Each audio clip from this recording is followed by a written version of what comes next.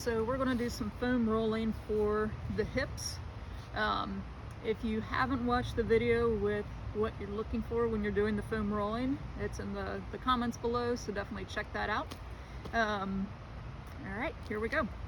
So for the scanning for the hip muscles, we're going to do some rolling anywhere from the muscles in the front part of the hip all the way around to the back.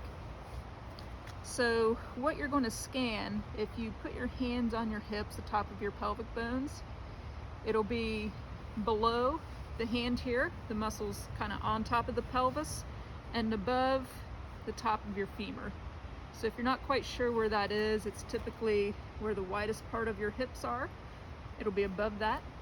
And if you really want to feel that, if I rotate my leg back and forth, I can feel the bony part moving.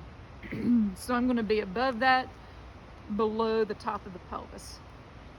So when I'm scanning with the foam roller, that's where the foam roller is going to go. And I'm going to roll my body over top of the roller to look for spots to work on. Okay, so we're going to get in our spot here. And I'm going to start more towards the front. And for the scanning, I will say for the scanning, really make sure that this bottom leg is relaxed. You can blow right over some stuff that would be good to work on if you're holding too much tension here. So definitely right there is a spot I would work on. And as you get around to the back, it can be helpful to sit up a little bit and cross this ankle over the opposite knee. Woo, yeah, there's a good spot. Just so you can get into those muscles a bit easier. So I would probably start right here. So if you're on one of these spots on the back, you can work out of this position. This is probably easiest. So remember, you're hanging out here. I'm keeping my hip muscle on the roller as relaxed as I can and waiting for signs of tissue release there. And then once I get that, I'm going to go ahead and check this other spot here.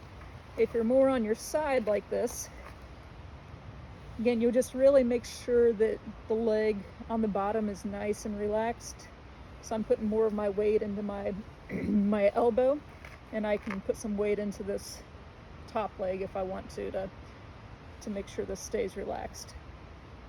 So what you might notice on the hips that I feel is a little bit different than other parts of the body is the hips, there's a few muscle layers there.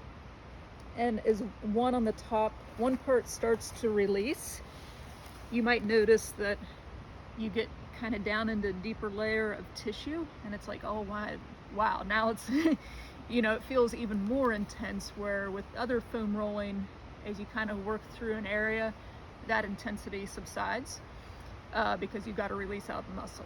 But this, feel like you'll get a release out of the superficial layers of muscle, and you get to a deeper layer and it's pretty tight there.